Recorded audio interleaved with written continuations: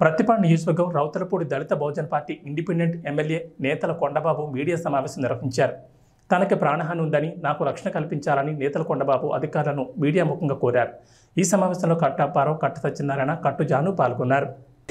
మీ దేవుడి దయ వల్ల నేను ఈ మధ్యలో ఎమ్మెల్యేకు పోటీ చేశానండి. దళిత బహుజన పార్టీలో కృష్ణ స్వరూప్ గారు నాకు టికెట్ ఇచ్చారండి. అయ్యా, నేను ప్రజలకి ఎవరికి పడితే వారికే నేను సాయం వెళ్తూ ఉంటానండి. నేను ఎగసాయం పని చేసుకుంటూ ఉంటానండి, కూలి పని చేసుకుంటాను, ప్రతి పని చేసుకుంటూ ఉంటానండి.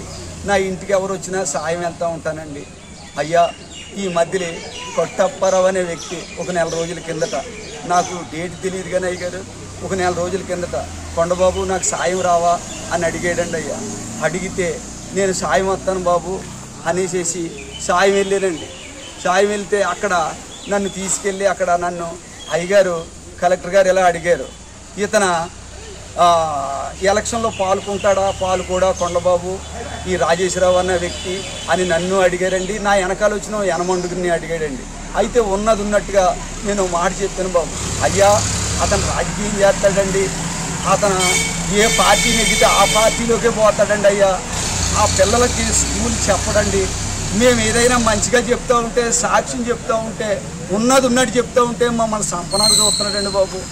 చాలా దుర్మార్గుడు. నా ఇంటి పక్కనే నేను వెళ్ళి ఇంచుమించు 2017 కాడి నుంచి ముత్తేశ్వరరావు ఎస్సీ గారు ఉన్న కాడి నుంచి ఎస్సీలను మేనేజ్ చేసి, అయ్యా వాళ్ళు కేసు కడతామన్నా జరే కానీ ఎస్సీ గారిని మేనేజ్ చేసి మా కాగితాలు మా పిటిషన్లు పక్కన పెట్టి మమ్మల్ని చాలా యాతన పెట్టి కొట్టించి గుండెకి గాయం తెప్పించాడండి. అయ్యా, మొన్న కూడా ఈ రోజుకి శుక్రవారం నాడండి అయ్యా, నేను శంకర్పూల్ హోటల్లో టీ తాగుతూ ఉంటే మరి తాగుబోతులను అందరిని తీసుకొని వచ్చి, లమ్ముడి కొడక శంకవారం జరిగినట్టే నీకు జరుగుతుంది, లమ్ముడి కొడక నన్ను ఎవడు ఏమీ చేయలేడు, నువ్వెవడికంటే కాగితాలు పెట్టుకో, నువ్వెవడికంటే ఏదైనా చేసుకో, నన్ను ఎవడు ఏమీ చేయలేడు, కేసు ఆన్లైన్ చేయనివ్వను నేను అని నన్ను బెదిరించి అక్కడ హోటల్లో చాలా దారుణంగా హింసించి నన్ను కొట్టి చంపేనాక ప్లాన్ వేసాడండి. అయ్యా, వేస్తే అక్కడ ఇద్దరు మనుషులు వేసారండి. ఆ ఇద్దరు మనుషులు ఎవరంటే యలంలో ఉన్న ఒక ఆయనండి, మాలూరులో ఉన్న ఒక కుర్రోడు లేచి లేకపోతాడు కథన పేటలోకి, మా పేటలోకి పారిపోయాడండి. పేటలోకి రా నిన్ను అక్కడేసి చంపేస్తామనేసి పారిపోతే అప్పుడు అప్పారావు ఇలాగ నన్ను నీకు సాయం వచ్చినందుకు నన్ను ఇలాగ హించుతున్నాడు, నన్ను ఇలా కొట్టి చంపేస్తాను అంటున్నాడు. ముందే 2017 కానీ చాలా దారుణం చేస్తున్నాడు అప్పారావు. వాడి వల్ల నేను ఆ టార్చర్లు నేను తట్టుకోలేను. అప్పారావు అంటే ఎక్కడ అంట అప్పారావు వాడు వచ్చారండి అయ్యా నాకు సాయం చేయడానికి. ఇలాగైతే లాభం లేదు, నీ ప్రాణానికి రక్షణ ఉంటుంది, కంప్లీట్ పెట్టుకొని ఆ సాక్షులు కూడా వచ్చారండి. రాత్రి వెళ్ళి ఎస్సీ గారికి కష్టమంతా చెప్పుకుంటే చాలా దారుణంగా చెప్పి ఎస్సీ గారు ఏం చేశారంటే అండి, ఎంక్వైరీ చేసి సాక్ష్యాన్ని కోకడు పెట్టి సాక్షులు చెప్పే మనుషులను కూడా తారుమాలు చేసి కేసు పక్కన పెట్టి మళ్ళీ రాజీ చేయడానికి చూస్తున్నారండి. నేను అలాంటి దుర్మార్గుని నుంచి రాజీ చేయడానికి ఈ చుట్టుకి మూడు పరిధీలు పట్టించి రాజీ పడుతున్నానండి. అయ్యా, మేము రాజీ పడము అయ్యారు, హోమ్ మినిస్టర్ అమ్మగారు అయినా అయ్యా ఇదిగోండి బాబు, ఇటు పచ్చి దుర్మార్గుడు అండి బర్రె రాజేశ్వరరావు, మనుషులను చంపించేస్తా అంటాడండి, సారా వ్యాపారం చేస్తూ ఉంటాడండి, పచ్చని కాపురాలు పువ్వులు చేస్తూ ఉంటాడండి. ఇలాంటివన్నీ చెప్తున్నాం కదండి. నా ఇంటి పక్కోడేనండి బాబు, నేను సాక్ష్యం చెప్తున్నాను కదండి. సాక్ష్యం చెప్పినందుకు నన్ను నా కుటుంబాన్ని అక్కడెత్తాడంటండి. అతనికి డబ్బు బలం ఉందండి, కుటుంబం బలం ఉందండి, చాలా బొంకుతాడండి.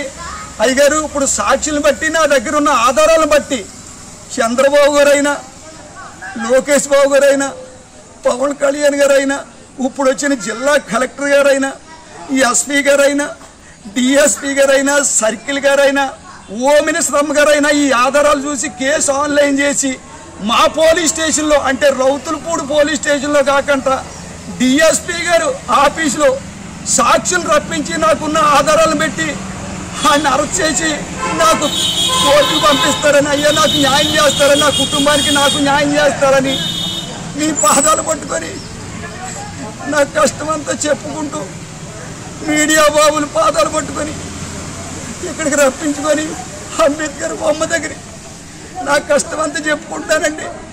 శంఖవరంలాగా అగ్గడే వాళ్ళు చచ్చిపోయారు ఇంతకుముందు రాజీ పడి, అలాగే అగ్గట్టించేస్తాడండి.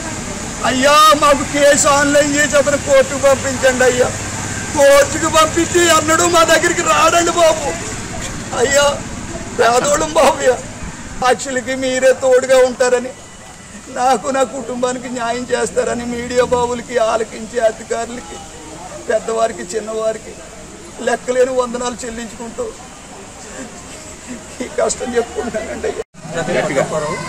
నేను టీవీస్ ఛానల్ రిపోర్టర్ని.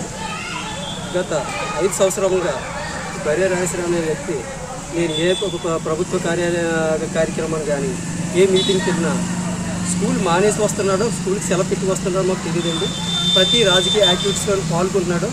పాల్గొన్న వల్ల ఈ ఫోటోలు పెట్టి నేను ఫోటోలు తీసి వీటిపై ఆ పై అధికారులకు స్పందించమని అడిగా డిఈఓ గారికి కానీ కలెక్టర్ గారికి కానీ 2-3 సార్లు నేను పర్యాయాలు కంప్లైంట్ చేశానండి. దానిపైన ఎటువంటి చర్యలు లేవు. మొన్న ఎలక్షన్లో కూడా ఎలక్షన్లో 9వ తారీఖు కూడా 27 ఏప్రిల్ వరపుడు సుబ్బారావు గారు ర్యాలీ కార్యక్రమంలో పాల్గొన్నాడండి. ఆ ర్యాలీ కార్యక్రమంలో పాల్గొన్న ఫోటోని తీసి ఆర్ఓ గారికి కలెక్టర్ గారికి డిఈ గారికి అప్లై చేశానండి. దీని మీద విచారణ నిమిత్తం అధికారులు సాక్షి నిమిత్తం మమ్మల్ని విచారించడానికి తీసుకెళ్ళి రమ్మన్నారండి. విచారణ నిమిత్తం వీళ్ళు ఉన్నారా లేదా, రాజకీయ యాక్టివిటీస్లో పాల్గొన్నారా లేదని తెలియపరచడానికి కొండబాబుని, ఆదినారాయణ గారిని తదితర నాయకుల్ని తీసుకెళ్ళానండి. వారు చెప్పింది ఉన్నట్టుగా చెప్పారు. అతను రాజకీయాల్లో పాల్గొంటాడు, స్కూల్కి వెళ్తాడు మాకు తెలియదు, స్కూల్లో టీచర్ అనే కూడా మాకు తెలియదు అని వాళ్ళు చెప్పారు. దానిపైన వీళ్ళని కక్ష కట్టి ఈ కొండబాబుని చంపేస్తానంటూ, అలాగే నొక్కు రామకృష్ణ గారి అబ్బాయిని ఉద్యోగం తీసేస్తానంటూ, ఆదినారాయణ గారిని అయితే SC/ST పెడతానంటూ మాకు వచ్చిన సాక్షుల్ని భయపెడుతున్నాడండి. దీనిపై చర్యలు తీసుకోవాలని ఉన్నతాధికారులు కోరుతున్నాను.